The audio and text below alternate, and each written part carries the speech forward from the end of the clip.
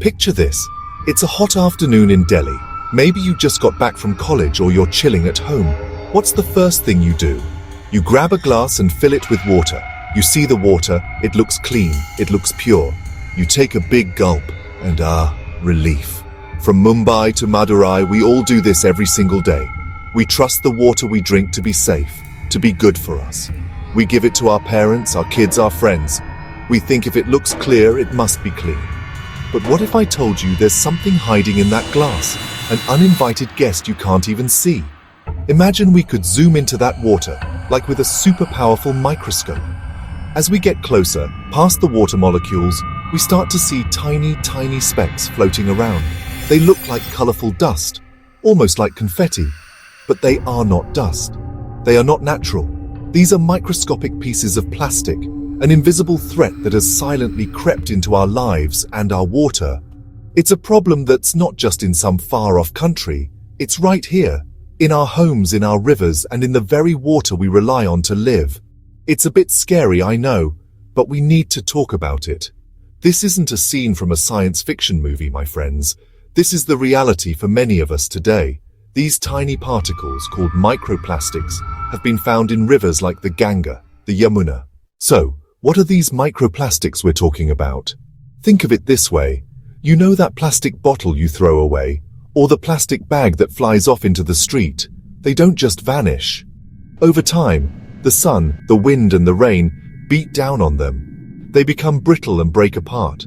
First into smaller pieces, then smaller and smaller still until they become tiny particles.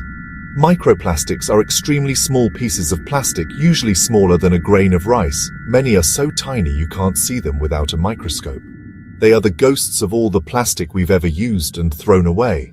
There are two main types of these plastic villains. First, secondary microplastics.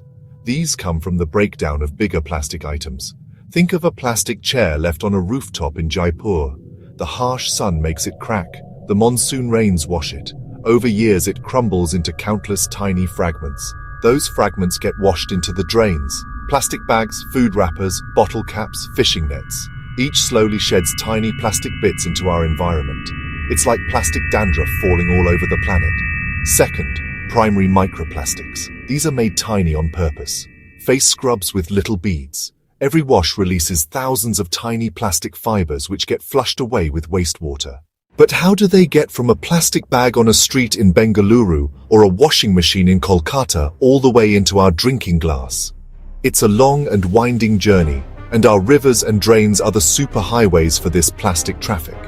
When it rains, water flows over streets and fields, picking up all sorts of things: dirt, leaves, tiny bits of plastic and littered wrappers or broken items. The rainwater flows into open drains which often lead directly into the nearest river or lake. Our rivers are the lifelines of India, but they're becoming conveyor belts for plastic pollution. The Ganga, the Yamuna, the Kaveri. Everything we throw near a riverbank or that gets washed into a storm drain can end up in the river. Factories sometimes release wastewater with plastic particles. Landfills too. Rain washes plastics from trash piles. Rain moves those particles into soil, then into groundwater, which feeds many wells and bore wells in rural India. Now you might be thinking, don't we have water treatment plants? And yes, they remove dirt, bacteria, and big stuff. Filters and chemicals are used to make the water safer. But these plants weren't designed for tiny microplastics. Some are removed, but many of the smallest particles slip through filters. So the water leaves cleaner, but not entirely plastic-free. It then travels through pipes and comes out of our taps. It's not just tap water. Bottled water has been found to contain microplastics too. Particles can come from the source or shed from the bottle and cap during bottling and transport. So whether it's from the tap, a well, or a bottle, tiny plastic hitchhikers can make their way into our bodies. This is the big question, the one everyone worries about. Are these microplastics harmful to our health? The honest answer is that scientists are still figuring out the exact long-term effects. This is a new problem, and the research is ongoing. But what they have found so far is definitely a reason to be concerned. We are not designed to eat or drink plastic, no matter how small it is. When we drink water containing these particles, they can travel into our bodies. Some of the larger particles might just pass through our system, but the really tiny ones, called nanoplastics, could potentially pass into our tissues and organs. One of the main worries is about the chemicals in plastics. You see, plastics are not just plastic. To make them soft, colorful, or strong, manufacturers add a lot of different chemicals. Some of these chemicals, like phthalates and BPA, have been linked to health problems. They can interfere with our hormones, which are the body's messengers that control everything from growth to mood. Over time, exposure to these chemicals could potentially affect our reproductive health, our metabolism, and even our brain development. The plastic particles act like tiny sponges, soaking up these chemicals and delivering them directly into our bodies. Another concern is physical damage. While it sounds strange, these tiny, sometimes sharp-edged particles could cause tiny scratches or inflammation in our digestive tract as they pass through. Think of it like inhaling a lot of fine dust. It can irritate your lungs. Similarly, a constant stream of these particles in our gut might lead to inflammation or other issues over the long run. Scientists are also studying whether these plastics can damage our cells. While we don't have all the answers, the possibility of long-term irritation and cellular stress is a serious topic of research for scientists around the world. Finally, these microplastics can be like tiny taxis for other harmful things. Bacteria, viruses, and toxic pollutants that are already in the water can stick to the surface of these plastic particles.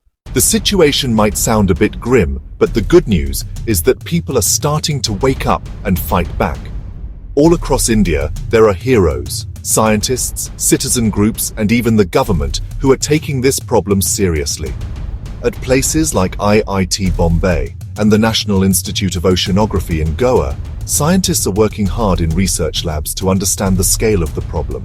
They are taking water samples from our rivers, lakes, and even taps. They test them to find out how much plastic is in there, what kind it is, and where it's coming from. This research is super important because you can't fight an enemy you don't understand. The government has also started to take some steps.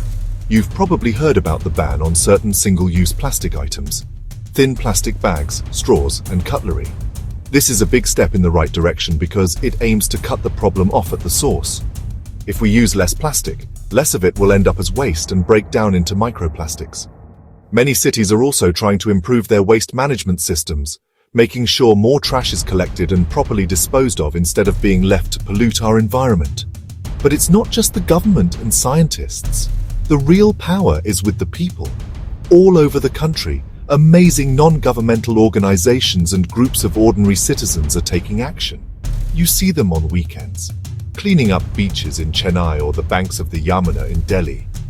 They run awareness campaigns in schools and local communities, teaching people about the dangers of plastic pollution and how to reduce waste. These groups are the foot soldiers in this war against plastic. Innovation is also playing a part. Some companies are developing new and better water filters that are designed to capture even very small particles, like microplastics. While this doesn't solve the root cause of the pollution, it can offer a layer of protection for our homes. There's also a lot of research going into finding alternatives to plastic and creating better recycling technologies. The fight against microplastics is happening on many fronts, through policy, through science, through community action, and through innovation. The battle is far from over, but at least we are no longer ignoring the enemy. So, after hearing all this, you might be feeling a little worried and maybe a bit helpless. But don't be. There are many simple, practical things we can do right now to protect ourselves and reduce plastic entering our environment. First, think about the water you drink. Invest in a good quality home water filter. Look for multi-stage filters like RO or those with very fine pore sizes, 1 micron or less, since they're better at removing tiny particles. Next, attack our plastic habit. Say no to single-use plastics. Carry a reusable steel water bottle or a glass bottle. Take a cloth shopping bag. Say no to plastic straws in your nimbu pani or coconut water. Pack lunch in a reusable dabba. Every refusal is a vote for a cleaner planet and prevents another potential microplastic. Think about clothes. Synthetic fabrics like polyester and acrylic shed lots of microfibers. Choose natural fibers when you can. Cotton, wool, linen. Wash synthetic clothes in fuller loads to reduce friction and fiber release. Use a special laundry bag or a microfiber catching laundry ball. Small laundry changes add up to big reductions. Finally, spread the word. The biggest changes happen when we all work together. Talk to your friends, your family, and your neighbors about this issue. Share what you've learned. Don't be preachy, just share the facts in a simple way. Encourage leaders to provide proper dustbins and a reliable waste collection system. Support local cleanup drives. Small actions, when done by millions, become a powerful force for change. We created this problem, and by making smarter, more conscious choices every day, we can start to solve it. Let's make sure the water we drink is truly clean, for ourselves and for the generations to come.